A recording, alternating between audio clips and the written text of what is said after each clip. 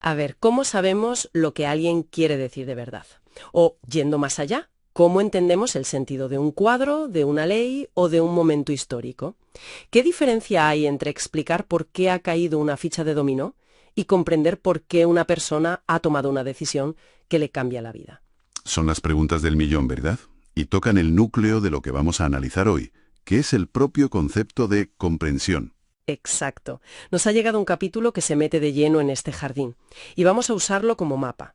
La misión es rastrear cómo ha evolucionado esta idea durante los 2 últimos siglos, porque el viaje es alucinante. Sí, sí. Empezamos con filósofos alemanes muy serios, obsesionados con los textos antiguos. Y acabamos en un lugar completamente inesperado. El plan es ese, ver las grandes corrientes de pensamiento, una tras otra, para entender el puzzle. Y luego, en la segunda parte, veremos la propuesta de un autor, Miguel Chahín, que básicamente llega y dice: vale, he visto todas vuestras piezas y creo que sé cómo encajan. Venga, pues vamos a ello. Empecemos por el principio de todo esto. La necesidad de comprender algo de forma rigurosa. Parece que nace con la interpretación de textos, ¿no? Ahí empieza el método, sí. La figura clave es Friedrich Schleiermacher, a principios del 19. Para él, comprender un texto era una doble tarea. Doble. Sí. Por un lado, la parte gramatical, o sea, entender el lenguaje de la época. Por otro, la parte psicológica, intentar reconstruir el proceso mental del autor, su intención original. De ahí viene su famosa idea que a mí siempre me ha sonado un poco atrevida, que el intérprete puede llegar a entender el discurso mejor que el propio autor. Suena increíblemente arrogante, ¿no? Totalmente. ¿Quién soy yo para decir que entiendo a Cervantes mejor que el propio Cervantes? Claro, visto así, desde luego. Pero Schleiermacher no se refería a ser más listo que el autor, se refería a que el analista, con la distancia del tiempo y una visión global de la obra, puede ver patrones, conexiones inconscientes y estructuras que el propio autor, inmerso en el acto de crear, no vio de forma explícita. Ah, vale. Es como ver el plano completo del edificio que el arquitecto construyó habitación por habitación. Justo, es ver el bosque que el autor plantó árbol a árbol. Vale, visto así tiene más sentido. Pero esto se queda en los textos. La vida real, la historia, eso es mucho más caótico. ¿Cuál es el siguiente gran salto? Es el giro hacia la existencia. Aquí hay un grupo de pensadores, como Wilhelm Dilthey, que dicen: un momento, no es lo mismo explicar cómo funciona la gravedad que comprender la Revolución Francesa. Claro. Las ciencias naturales explican, con leches de causa-efecto. Pero las ciencias humanas, las ciencias del espíritu, como las llamaba, deben comprender. ¿Y qué significa comprender para ellos? Significa conectar con la experiencia vivida que hay detrás de las cosas. No se trata de analizar un poema como un objeto, sino de intentar reconstruir la experiencia vital del poeta que lo escribió. Es un acto empático, histórico. Se intenta revivir el pulso de la vida que generó esa obra. Eso es. O sea que pasamos de la pregunta ¿qué significa este texto? A la pregunta ¿qué significa ser humano? Exactamente. Y esa pregunta la llevan al extremo los fenomenólogos y existencialistas. Martin Heidegger da un golpe sobre la mesa y lo cambia todo. Ah, sí. Para él, la comprensión no es un método que aplicamos, o una habilidad que tenemos. Es nuestra forma de existir. ¿Cómo? Nuestra forma de existir. ¿Sí? Para Heidegger, ser en el mundo ya es un estado de comprensión. Antes de que tú y yo decidamos analizar algo, ya estamos inmersos en un mundo que tiene sentido para nosotros, manejando herramientas, relacionándonos. Vaya. O sea que, antes de que yo intente comprender este libro o esta conversación, mi propia existencia ya es un acto de comprensión. Exacto. Es como si en lugar de tener un martillo para clavar clavos, fuéramos el martillo. Eso lo cambia todo. Es nuestra configuración de fábrica, por así decirlo. Comprendemos el mundo porque estamos arrojados en él. Y en un terreno más aplicado, como la psiquiatría, Carl Jaspers hace una distinción parecida, ¿no? Una muy útil, sí. Él distingue entre explicar las causas biológicas de una enfermedad mental, que es algo objetivo, y comprender las vivencias del paciente. Su mundo interior. Su mundo interior, sus miedos, sus delirios, sus esperanzas. La explicación te da el mapa del cerebro, pero la comprensión te permite entrar, con empatía, en el laberinto de su experiencia. Entendido. Pero hasta ahora todo parece girar en torno al individuo, la mente del autor, mi existencia en el mundo, la experiencia del paciente. Pero no vivimos solos. ¿Cuándo entran en juego la sociedad y el lenguaje como protagonistas? Ese es el siguiente gran giro, el giro lingüístico y social. Y aquí el nombre clave es Hans-Georg Gadamer. Ajá. Él dice que todo esto de meterse en la cabeza del autor es una fantasía. La comprensión no es eso, es una fusión de horizontes. Fusión de horizontes. Suena muy poético, pero ¿qué significa en la práctica? Imagínalo así, tú estás en la orilla de un lago, y el texto que quieres comprender es un castillo en la orilla de enfrente. Tu horizonte es todo lo que puedes ver desde tu orilla, con tu historia, tus prejuicios, tu cultura. ¿Vale? Nunca podrás teletransportar al castillo y verlo con los ojos de quien lo construyó hace 500 años. Pero al observarlo, al dialogar con él desde tu presente, tu vista se amplía, Empiezas a ver el castillo y su reflejo en el agua. creando una imagen nueva, más rica, que no es ni la tuya ni la suya, sino una tercera cosa. Esa es la fusión. ¡Qué buena imagen!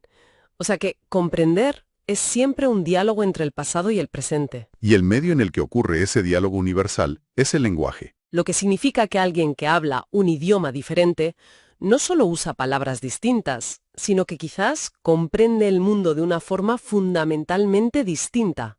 Justo ahí querías llegar. Esa es la implicación radical de Gadamer. El lenguaje no es una herramienta que usamos, es la casa en la que vivimos. Y si la comprensión ocurre en el lenguaje y en la narrativa, como también diría Paul Ricoeur, entonces ya no es un asunto privado. Inevitablemente, nos lleva a pensar en la sociedad. Claro. Y ahí es donde los sociólogos recogen el testigo. Max Weber, por ejemplo, dice que para entender la sociedad no basta con mirar estadísticas. Hay que captar el sentido subjetivo que la gente le da a sus acciones. ¿Por qué una persona vota un partido o por qué decide emigrar? Exacto. Hay que entender sus motivos, su visión del mundo. Y otros, como Alfred Schutz, van más allá, diciendo que la realidad social entera es una construcción que hacemos entre todos, basada en un sentido común que damos por sentado. Correcto. Y a partir de aquí, la conversación cambia de nuevo. Ya no se trata solo de describir cómo comprendemos, sino de proponer cómo deberíamos comprender para crear una sociedad mejor, más justa. El giro ético-político de gente como Jürgen Habermas. Habermas y su famosa acción comunicativa. La idea de que la verdadera comprensión es la que nos permite llegar a acuerdos racionales sin coacción. Exacto. Para él, comprender es un proyecto de emancipación. Pero claro, justo cuando parece que hemos llegado a una visión optimista, Llega la última hornada de pensadores y nos dice, un momento, que no es tan fácil. los llamados pensadores críticos o postestructuralistas, Sí, gente como Michel Foucault, nos recuerda que la comprensión nunca es neutral. Siempre está atravesada por relaciones de poder. Lo que consideramos verdad o sentido común en una época, bueno, está determinado por estructuras de poder saber que actúan a nuestras espaldas. ¿y Jacques Derrida? Derrida ya va aún más lejos y básicamente dinamita la idea de un sentido final y estable. Muestra cómo cualquier texto está lleno de fisuras, de contradicciones, y que el sentido siempre se está escapando. Vaya tela. O sea, que el viaje es, empezamos queriendo encontrar el único sentido verdadero de un texto y terminamos con la sospecha de que quizás no existe un sentido final y que todo está mediado por el poder. Esa es la trayectoria. Es un recorrido fascinante que nos deja con un montón de piezas de un puzzle sobre la mesa. La psicología del autor, nuestra existencia, el lenguaje, la sociedad, el poder, pero todas parecen dispersas. De acuerdo. Y aquí es donde entra la propuesta que mencionamos al principio. Después de este recorrido vertiginoso, llegamos a Miguel Chahín y su paradigma dialógico. ¿Qué hace él con todo este legado? ¿Tira algo a la basura? Al contrario, lo interesante de su propuesta es que intenta ser integradora. No descarta a nadie, sino que busca un marco más amplio donde todas esas piezas puedan encajar. Y lo hace usando una metáfora central muy potente, la del rompecabezas. Me gusta esa imagen. La sociedad como un rompecabezas roto. Exacto. La idea es que la sociedad, las comunidades, las personas, están fragmentadas por todo tipo de conflictos y divisiones. Comprender para Chahín no es solo analizar una pieza aislada, la economía, la psicología, sino un esfuerzo por reconstruir la figura completa, que forman todas esas piezas juntas. Ver cómo encajan, qué imagen componen y, sobre todo, dónde están los huecos y las fracturas. Justo. Suena tremendamente ambicioso. ¿Y cómo se supone que se hace eso? ¿Cuáles son los pilares? El primer pilar es una visión del ser humano que él llama multidimensional. Dice que somos, a la vez y de forma inseparable, seres biológicos, psicológicos, sociales, culturales, económicos, políticos y espirituales. O sea, reducir un problema como la delincuencia solo a lo económico o solo a lo psicológico es perderse la película completa. Te pierdes la película, sí. Y para abordar esa complejidad se necesita lo que él llama un pensamiento divergente.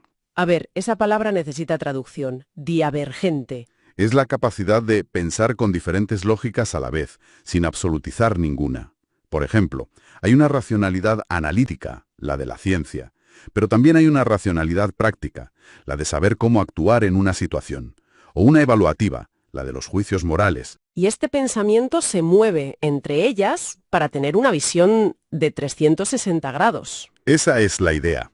Entiendo. Pero en las fuentes se menciona algo que parece el verdadero corazón de su propuesta, algo que no hemos visto en ninguno de los 15 pensadores anteriores, la necesidad de amor como el núcleo de todo. Aquí es donde su propuesta se vuelve realmente radical y distintiva, porque él saca el amor del ámbito de la poesía o de la terapia de pareja y lo coloca en el centro del análisis social. Un momento, para. Un hecho social. ¿Me estás diciendo que el amor, algo que consideramos tan personal e íntimo, puede analizarse con la misma objetividad que la tasa de desempleo o la estructura de clases? Eso es. Francamente, rompedor. Es la clave de bóveda de su argumento.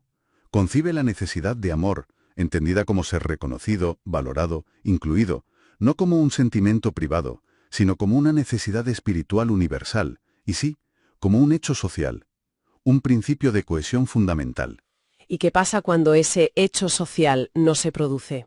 Que surgen las grandes patologías sociales.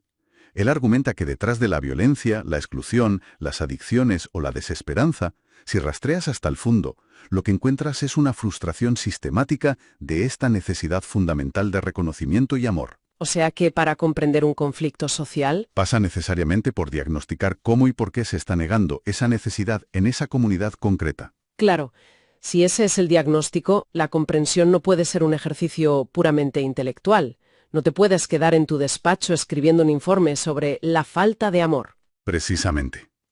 Y ese es el último pilar, el que cierra el círculo. El paso de la interpretación a la transformación. La comprensión auténtica para Chahín es participativa. No es algo que un experto hace sobre una comunidad, sino con la comunidad. Exacto. Los propios afectados se convierten en coinvestigadores y cointérpretes de su propia realidad. Y supongo que la cosa no termina ahí. No. La tarea no acaba al tener un diagnóstico claro. Sería absurdo. Comprender un problema como la exclusión y no intervenir para cambiarlo es dejar el trabajo a medias. Así que la prueba de fuego de una buena comprensión, Su criterio de validez es su capacidad para ayudar a reconstruir vínculos, sanar heridas sociales y fortalecer el tejido de esa comunidad. así que el objetivo final da un vuelco total. No se trata solo de conocer mejor. Sino, como dicen las fuentes, de amar mejor y organizar mejor la vida colectiva. El conocimiento se pone al servicio de la reconstrucción de la vida. La comprensión es en última instancia una herramienta para la acción transformadora. Entonces, para resumir el viaje, hemos partido de la idea casi filológica de comprender un texto correctamente con Schleiermacher, hemos pasado a entender la comprensión como la esencia misma de nuestro ser en el mundo con Heidegger, Luego vimos cómo se volvía un fenómeno social, lingüístico y político con Gadamer, Habermas y Foucault. hasta llegar a este paradigma de Chahín que parece recoger todas esas dimensiones, la existencial, la social, la crítica, pero desplaza por completo el centro de gravedad. Es que lo desplaza.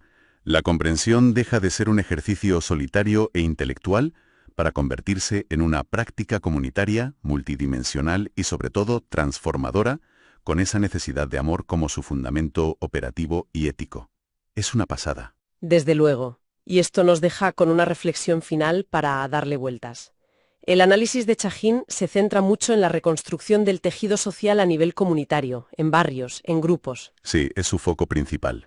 Pero si tiene razón, si una necesidad humana tan básica como el amor y el reconocimiento es la clave oculta de los problemas sociales, ¿qué pasaría si aplicáramos esa lente a otras escalas? Es una pregunta muy potente. ¿Qué cambiaría si analizáramos no solo una comunidad, sino el diseño de nuestras economías globales, nuestros sistemas políticos o incluso el desarrollo de la inteligencia artificial, preguntándonos, ¿esta estructura, este sistema, este algoritmo está diseñado para satisfacer o para frustrar la necesidad humana fundamental de amor y reconocimiento?